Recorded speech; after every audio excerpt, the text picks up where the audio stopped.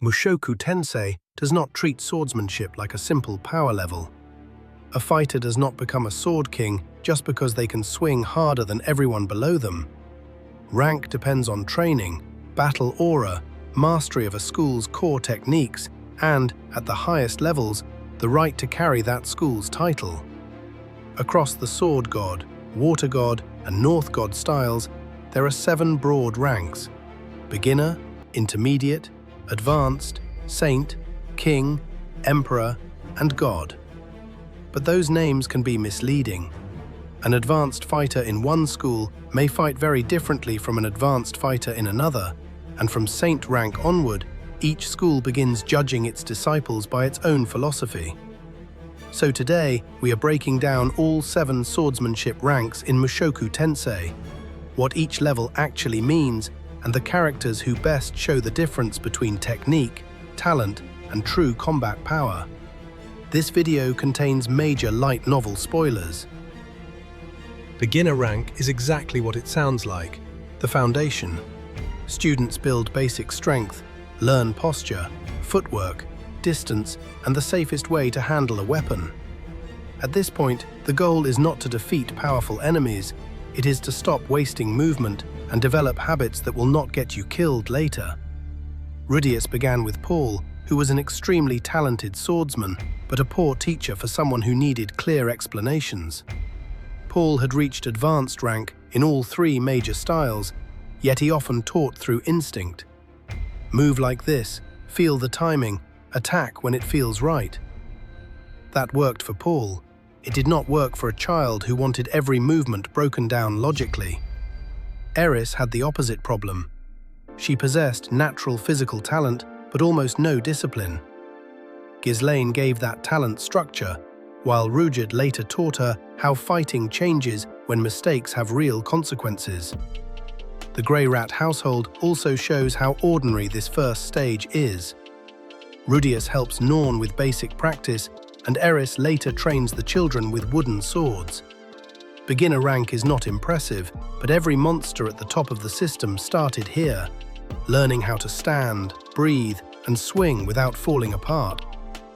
Intermediate rank is where swordsmanship becomes useful in the real world. A fighter at this level can compete with ordinary soldiers and knights, and may have enough skill to work as an adventurer or professional guard. Luke Notos Grey Rat is a useful example. He is not an elite monster, but his training is enough for him to serve as Princess Ariel's bodyguard. This is also where the gap between normal people and future masters begins to appear. Rudius reached intermediate rank in the Sword God style, but he could not continue along the normal path. Advanced level swordsmanship requires conscious use of battle aura, the reinforcement of the body through mana. Rudius possesses an enormous mana pool, yet his body cannot form battle aura. Because of that, memorizing more sword forms would never give him the speed or durability needed to compete with high-ranked swordsmen. That limitation redirected his entire combat career. Instead of trying to become a traditional swordsman, Rudius specialized in magic and eventually created the magic armor to reproduce the physical performance his own body could not provide. For prodigies such as Eris, however, intermediate rank is only a short stop. Her talent and aggressive instincts allowed her to outgrow Rudius as a training partner long before either of them entered the highest levels. Advanced rank is the first major wall. Lower ranks focus on foundations, but an advanced swordsman can consciously use battle aura to enhance strength, speed, reflexes, and durability. This is why the jump is so dramatic. The fighter is no longer limited to normal human physical performance. Paul is one of the clearest examples of how dangerous an advanced swordsman can be. He reached advanced rank in Sword God, Water God, and North God styles. He was not a saint in any single school, but his ability to switch between aggressive attacks, defensive counters, and unpredictable North God tactics made him far more dangerous than his title alone suggested. This is an important rule for the entire ranking system. Rank measures recognized mastery inside a school, not a perfect universal combat score. Matchups, weapons, experience, terrain, and mixed styles can allow a lower-titled fighter to threaten someone with a higher formal rank. Eris reached this level extraordinarily quickly under Ghislaine's training. Once she could reinforce her body with battle aura, her physical advantage over Rudius became overwhelming. He could understand what she was doing, but understanding the attack and physically responding to it were two completely different things. Saint rank is where the three schools stop looking like variations of the same system. A saint is not simply an advanced fighter with more power. They have begun to embody the defining philosophy of their school. For the sword god style, that philosophy is overwhelming initiative. Its signature technique is the long sword of light, battle aura, acceleration, and perfect commitment compressed into one decisive slash. It is often described as approaching the speed of light, but the important point is practical. The attack is so fast that ordinary defense becomes almost meaningless. Gino Britz and Nina Farian reached Sword Saint at remarkably young ages. Yet Gal Farian believed technical achievement alone was not enough. In his view, a swordsman also needed hunger, a reason powerful enough to keep sharpening the blade after talent stopped carrying them. Eris received the title in an unusual way. When she arrived at the Sword Sanctum, she defeated Gino and Nina despite not yet mastering the long sword of light herself. Gal recognized that her instincts, aggression, and practical combat ability already surpassed the standards represented by the title, so he promoted her and took direct responsibility for her training. That moment reveals the truth about saint rank.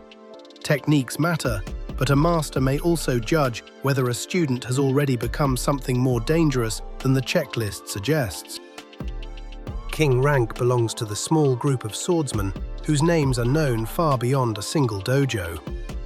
At this point, a fighter has not only mastered high-level technique, but can apply it against opponents who already understand the same system. Reaching king rank means defeating people who know exactly what you are trying to do. Eris became a sword king after defeating Nina in the selection match arranged by Gal. The victory was narrow, and it mattered that Eris did not rely on sword god fundamentals alone. Her adaptability, shaped partly by Ruijerd and by exposure to North god thinking, allowed her to break the rhythm Nina expected. Afterward, Gal presented her with the Phoenix Elegant Dragon Sword, a magic blade capable of weakening or cutting through battle aura. More importantly, he acknowledged that Eris had learned everything he could straightforwardly teach her as a sword god-style instructor. From this point, progress would come through real opponents, personal refinement, and choices no teacher could make for her. Ghislaine is another sword king, but her example should not be misunderstood. Remaining at king rank does not mean she became weak or lost her talent. It means that climbing higher requires more than time served. The next ranks demand rare victories, exceptional refinement, and, in some schools, recognition tied to succession or leadership. In other words, king rank is not the end of human possibility, but it is the highest realistic dream for almost every swordsman in the world. Emperor rank is where examples become extremely rare. These fighters represent the highest expression of their school beneath the person carrying the god title. But once again, Emperor does not mean the same thing in every style, and the gap between individual emperors can be enormous. Isolte Cruel demonstrates the water god path. The style is built around reading intent, controlling space, and turning an enemy's attack back against them. As a water emperor, Isolte could stand on the front line against the fighting god and repeatedly redirect attacks that would have destroyed ordinary fighters. She could not defeat him, but surviving and controlling that pressure showed what perfect defense can accomplish. The North God style produces very different emperors. Aubert Corvette used tricks, hidden weapons, unusual movement, and battlefield deception. His fight against Rudius, Eris, and Ghislaine showed why North God practitioners are so difficult to rank by clean dueling standards. They are trained to win the situation, not to make the situation fair. Doga later reached North Emperor through an entirely different expression of the same school, using enormous physical power and a massive axe. Eris is often discussed as an emperor-level fighter, despite formerly remaining a sword king. That distinction matters. Her combat ability reached a level where she could challenge figures far above an ordinary king, but she had no interest in collecting titles. Gal offered her routes towards Sword Emperor or even Sword God, and she rejected them because her goal was never to govern a school. She trained to protect Rudius and to face Orsted. This is the best proof that title and battlefield strength overlap, but are not identical. God rank is the summit, but it is also where the word rank becomes incomplete. A sword god, water god, or north god is not merely a fighter with higher statistics.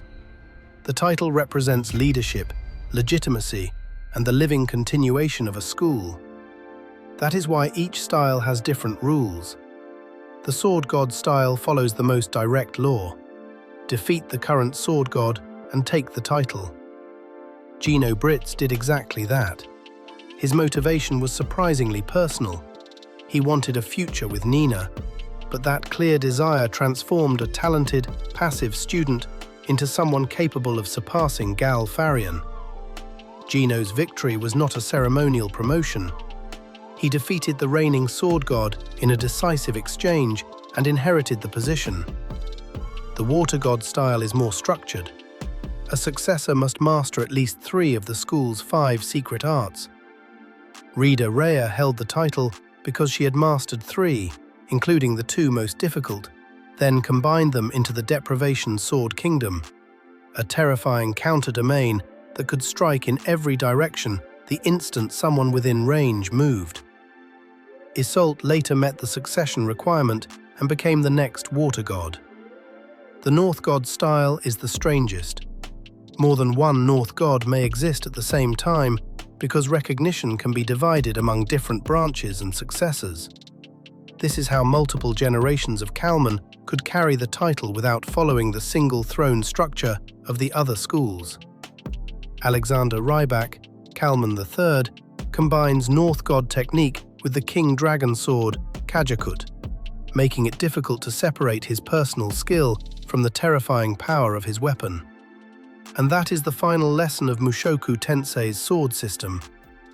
Beginner through advanced describe growth in fundamentals and battle aura. Saint, King, and Emperor describe deeper mastery, but increasingly through the philosophy of a specific school. God rank is something more. The moment a swordsman becomes the authority who defines what that school will be for the next generation.